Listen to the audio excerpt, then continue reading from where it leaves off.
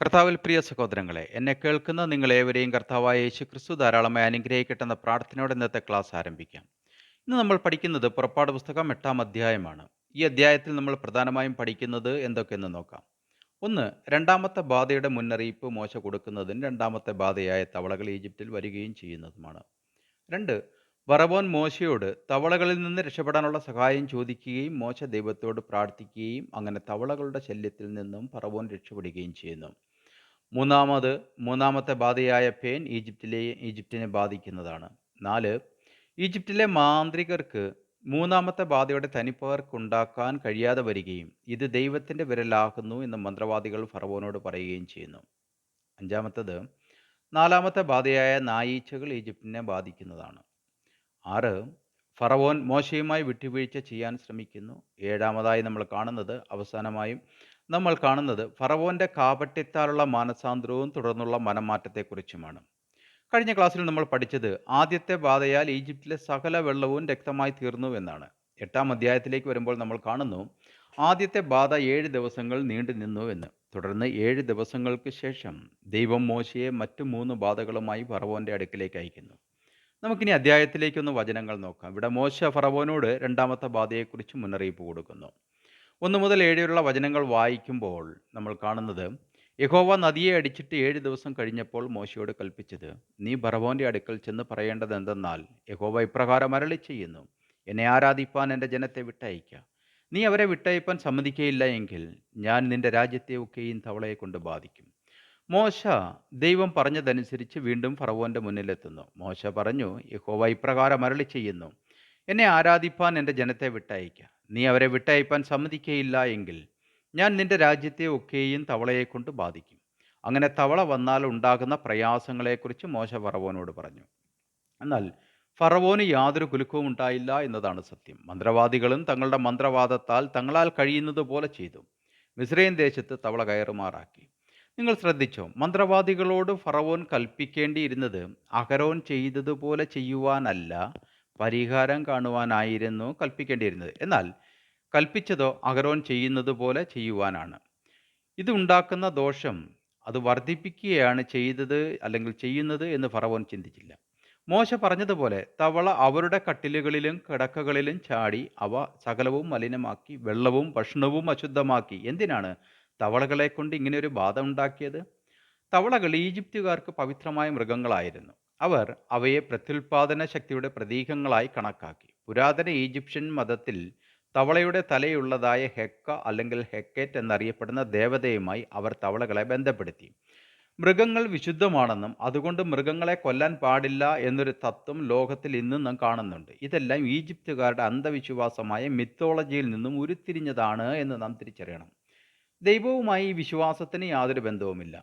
8 മുതൽ 15 വരെ വായിക്കുമ്പോൾ നമ്മൾ കാണുന്നത് കാപട്യം കാണിക്കുന്ന ഒരു രാജാവിനെയാണ്. ഫറവോൻ മോശയെയും അഹരോനെയും വിളിപ്പിച്ചു, തവള എന്നെയും എൻ്റെ ജനത്തെയും വിട്ട് നീങ്ങുമാറാകേണ്ടതിന് യഹോവയോട് പ്രാർത്ഥിപ്പീൻ, എന്നാൽ യഹോവയ്ക്ക് യാഗം കഴിപ്പാൻ ഞങ്ങൾ ജനത്തെ വിട്ടയക്കാം എന്ന് പറഞ്ഞു. മോശ ഫറവോനോട്, തവള നിന്നെയും നിന്റെ ഗ്രഹങ്ങളെയും വിട്ടു നീങ്ങി നദിയിൽ മാത്രം ഇരിക്കേണ്ടതിന് ഞാൻ നിനക്കും നിന്റെ ഭൃത്യന്മാർക്കും നിന്റെ ജനത്തിനും വേണ്ടി എപ്പോൾ പ്രാർത്ഥിക്കണം എന്ന് എനിക്ക് സമയം നിശ്ചയിച്ചാലും എന്ന് പറഞ്ഞു. നാളെ എന്ന് അവൻ പറഞ്ഞു. ഞങ്ങളുടെ ദൈവമായ യഹോവയെപ്പോലെ ആരുമില്ല എന്ന് നീ അറിയേണ്ടതിന് നിന്റെ വാക്കുപോലെ ആകട്ടെ എന്ന് മോശ പറഞ്ഞു. അങ്ങനെ മോശയും അഹരോനും ഫറവോൻ്റെ അടുക്കൽ നിന്നിറങ്ങി മോശ യഹോവയോട് പ്രാർത്ഥിച്ചു. മോശയുടെ പ്രാർത്ഥന പ്രകാരം യഹോവ ചെയ്തു. ഗ്രഹങ്ങളിലും മുറ്റങ്ങളിലും പറമ്പുകളിലുമുള്ള തവളകൾ ചത്തുപോയി. അവർ അതിനെ കൂമ്പാരം കൂമ്പാരമായി കൂട്ടി ദേശമെങ്ങും നാറുകയും ചെയ്തു. എന്നാൽ സ്വൈരം വന്നു എന്ന് ഫറവോൻ കണ്ടാറെ യഹോവ അരുളി ചെയ്തിരുന്നത് പോലെ അവൻ തൻ്റെ ഹൃദയത്തെ കഠിനമാക്കി അവരെ ശ്രദ്ധിച്ചതുമില്ല. ഈ അധ്യായത്തിലെ രണ്ടാമത്തെ ബാധയിലേക്കാണ് ഇനി നമ്മൾ വരുന്നത്. കണക്കനുസരിച്ച് ഇത് മൂന്നാമത്തെ ബാധയാണ്. നിങ്ങൾ ശ്രദ്ധിച്ചോ, മറ്റ് 2 ബാധകളെക്കുറിച്ചും ദൈവം മോശയിലൂടെ മുന്നറിയിപ്പ് നൽകിയിട്ടാണ് വന്നത്. എന്നാൽ ഇവിടെ യാതൊരു മുന്നറിയിപ്പുമില്ലാതെയാണ് മൂന്നാമത്തെ ബാധ വരുന്നതെന്ന് ശ്രദ്ധിക്കേണ്ടതാണ്. ദൈവഹിതത്തിന് കീഴ്പ്പെട്ട് അത് ഒഴിവാക്കാനുള്ള ഒരവസരവും ഫറവോന് നൽകിയില്ല എന്നതാണ് ഇവിടെ നമ്മൾ മൂന്നാമത്തെ ബാധയിലൂടെ കാണുന്നത്. എന്ന് പറഞ്ഞാൽ, ഒരു തിന്മ ചെയ്യുമ്പോൾ ദൈവം നമ്മെ ശിക്ഷിക്കും. 1 2 പ്രാവശ്യം ദൈവം നമ്മെ തിരുത്താൻ ശ്രമിക്കും. പിന്നെയും നമ്മൾ മാറാതിരുന്നാൽ മാറാതിരുന്നാൽ എന്നതുകൊണ്ട് അർത്ഥമാക്കുന്നത് ദൈവത്തിന് കീഴ്പ്പെടാതിരുന്നാൽ എന്നാണ് ഞാൻ ഉദ്ദേശിച്ചത്. അതിന് ഉത്തമ ഉദാഹരണമാണ് ഫറവോന്റെ ഹൃദയത്തെ ദൈവം കാഠിന്യമാക്കുന്നത്.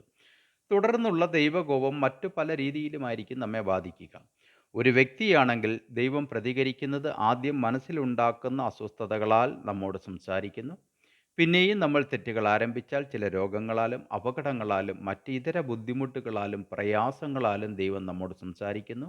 കൂടാതെ മറ്റു പല വ്യക്തികളിലൂടെയും ദൈവം നമ്മോട് സംസാരിക്കുന്നു എന്നോർക്കുക.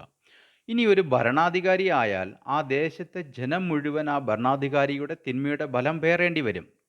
അത് പ്രകൃതിക്ഷോഭമാകാം, മറ്റ് ഇതര പകർച്ചവ്യാധികളാകാം, ഇതര അനർത്ഥങ്ങളാലാലും രാജ്യത്തിൻ്റെ സാമ്പത്തിക ഭദ്രതയില്ലായ്മയാലും യുദ്ധഭീതികളാലും നിരവധി ഇതര പ്രശ്നങ്ങളാലും ആയിരിക്കും ദൈവം ഇടപെടുന്നത്. എന്തു തന്നെയായാലും ജനവും അതനുഭവിക്കേണ്ടി വരും എന്നതാണ് സത്യം. അപ്പോഴും ദൈവത്തിൻ്റെ തിരഞ്ഞെടുക്കപ്പെട്ടവർ ലോകത്തോടും ഭരണകൂടത്തോടും ഇത് പരസ്യമായി സംസാരിക്കും. ഭരണാധികാരികൾ ശ്രദ്ധിക്കാത്ത വണ്ണം സാത്താൻ അവരുടെ കാതുകളെ അടച്ചു കളയുകയും ദുരുപയോഗം നടത്തുന്ന മനുഷ്യരുടെ വാക്കുകളിൽ മാത്രമായിരിക്കും അവർ ശ്രദ്ധിക്കുകയും ചെയ്യുന്നത്. 16 മുതൽ 19 വരെ വായിക്കുമ്പോൾ നമ്മൾ കാണുന്നു, യഹോവ മോശയോട് നിന്റെ വടി നീട്ടി നിലത്തിലെ പൊടിയെ അടിക്കാൻ അഹരോനോട് പറയുക എന്ന് പറഞ്ഞു. അഹരോൻ വടിയോടുകൂടെ കൈ നീട്ടി നിലത്തിലെ പൊടിയെ അടിച്ചു. അത് മനുഷ്യരുടെ മേലും മൃഗങ്ങളിൽ മേലും പേനായി തീർന്നു. മിസ്രയീം ദേശത്തെങ്ങും നിലത്തിലെ പൊടിയെല്ലാം പേനായി തീർന്നു. എന്നാൽ മന്ത്രവാദികളും തങ്ങളുടെ മന്ത്രവാദത്താൽ പേൻ ഉളവാക്കുവാൻ ശ്രമിച്ചു. അവർക്ക് കഴിഞ്ഞില്ല താനും. മനുഷ്യരുടെയും മൃഗങ്ങളുടെയും മേൽ പേൻ ഉളവായതുകൊണ്ട് മന്ത്രവാദികൾ ഫറവോനോട് ഇത് ദൈവത്തിൻ്റെ വിരലാകുന്നു എന്ന് പറഞ്ഞു. അത് കേട്ട ഫറവോൻ തൻ്റെ ഹൃദയം കഠിനമാക്കി. അവൻ അവരെ ശ്രദ്ധിച്ചതുമില്ല. ദൈവത്തിനെതിരെ ഹൃദയം കഠിനമാക്കുന്ന അനേകം മനുഷ്യർ ഇന്ന് നമ്മുടെ മുന്നിലുണ്ട്. എത്ര വന്നാലും അവർ പഠിക്കില്ല എന്നതാണ് എൻ്റെ സത്യം. അവരെപ്പോഴും സദാ ദൈവത്തെ ദുഷിച്ചുകൊണ്ടേയിരിക്കും. ഇനി നമ്മൾ കാണുന്നത് ഈ അധ്യായത്തിലെ മൂന്നാമത്തതും ദൈവം അയക്കുന്ന നാലാമത്തെ ബാധയുമായി നായീച്ചയെ അയക്കും എന്നുള്ളപാടാണ്. ഈ നാലാമത്തെ ബാധയെ അയക്കുന്നതിന് മുന്നേ ദൈവം മുന്നറിയിപ്പ് കൊടുക്കുന്നു. ഈ ബാധ ഇസ്രായേൽ തലമുറകളെ ബാധിക്കില്ല. അവർ ദൈവത്തിൻ്റെ കരുതലിലാണ് എന്ന് ദൈവം പറയുന്നു. 20 മുതൽ 32 വരെ വായിക്കുമ്പോൾ നമ്മൾ കാണുന്നത്, യഹോവ മോശയോട് കൽപ്പിച്ചത്, നീ നാളെ നന്ന രാവിലെ എഴുന്നേറ്റ് ഫറവോന്റെ മുമ്പാകെ നിൽക്കുക. അവൻ വെള്ളത്തിൻ്റെ അടുക്കൽ വരും. നീ അവനോട് പറയേണ്ടത് എന്തെന്നാൽ, യഹോവ ഇപ്രകാരം അരുളി ചെയ്യുന്നു, എന്നെ ആരാധിപ്പാൻ എൻ്റെ ജനത്തെ വിട്ടയക്കുക. നീ എൻ്റെ ജനത്തെ വിട്ടയക്കില്ല എങ്കിൽ ഞാൻ നിന്റെ മേലും നിന്റെ ഭൃത്യന്മാരുടെ മേലും നിന്റെ ജനത്തിന്മേലും നിന്റെ ഗ്രഹങ്ങളിലും നായീച്ചയെ അയക്കും. മിസ്രയീമ്യരുടെ വീടുകളും അവർ പാർക്കുന്ന ദേശവും നായീച്ച കൊണ്ട് നിറയും. ഭൂമിയിൽ ഞാൻ തന്നെ യഹോവ എന്ന് നീ അറിയേണ്ടതിന് എൻ്റെ ജനം പാർക്കുന്ന ഗോശേൻ ദേശത്തെ ഞാൻ നായീച്ച വരാതെ വേർതിരിക്കും. എൻ്റെ ജനത്തിനും നിന്റെ ജനത്തിനും മധ്യേ ഞാനൊരു വ്യത്യാസം വെക്കും. നാളെ ഈ അടയാളമുണ്ടാകും. ഇന്നും ഈ ലോകത്തിൽ കർത്താവാം യേശുക്രിസ്തുവിനെ വിശ്വസിക്കുന്ന വ്യക്തികളിൽ, കർത്താവാം യേശുക്രിസ്തുവിനെ ആരാധിക്കുന്ന വ്യക്തികളിൽ ദൈവം ഒരു വേർതിരിവ് കാണിച്ചിരിക്കുന്നത് നമുക്ക് കാണാം. ഇതര ജാതികളിൽ ഉണ്ടാകുന്ന അനർത്ഥങ്ങൾ അവരിൽ ഉണ്ടാകാറില്ല എന്നതാണ് സത്യം. യഹോവ അങ്ങനെ തന്നെ ചെയ്യിച്ചു.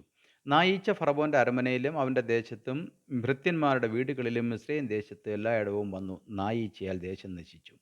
അപ്പോൾ ഫറവോൻ മോശയെയും അഹരോനെയും വിളിച്ചു, നിങ്ങൾ പോയി ദേശത്ത് വെച്ച് തന്നെ നിങ്ങളുടെ ദൈവത്തിന് യാഗം കഴിപ്പീൻ എന്ന് പറഞ്ഞു. അതിന് മോശ, അങ്ങനെ ചെയ്തുകൂടാ.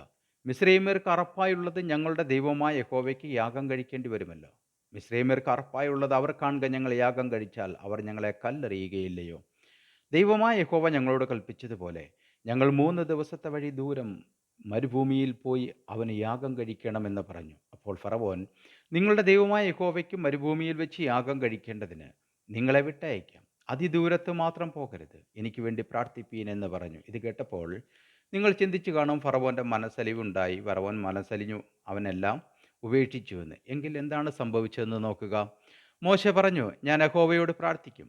നാളെ നായീച്ച ഫറവോനെയും വൃദ്ധന്മാരെയും ജനത്തെയും വിട്ട് നീങ്ങിപ്പോകും. എങ്കിലും യഹോവയ്ക്ക് യാഗം കഴിപ്പാൻ ജനത്തെ വിട്ടയക്കാതിരിക്കുന്നതിനാൽ ഫറവോനിനി ചതിവ് ചെയ്യരുത് എന്ന് പറഞ്ഞു. അങ്ങനെ മോശ ഫറവോൻ്റെ അടുക്കൽ നിന്ന് പുറപ്പെട്ട യഹോവയോട് പ്രാർത്ഥിച്ചു. യഹോവ മോശയുടെ പ്രാർത്ഥന പ്രകാരം ചെയ്തു. നായീച്ച ഒന്നുപോലും ശേഷിക്കാതെ ഫറവോനെയും വൃദ്ധന്മാരെയും ജനത്തെയും വിട്ട് നീങ്ങിപ്പോയി. എന്നാൽ ഫറവോൻ ഈ പ്രാവശ്യവും തൻ്റെ ഹൃദയം കഠിനമാക്കി ജനത്തെ വിട്ടയച്ചതുമില്ല.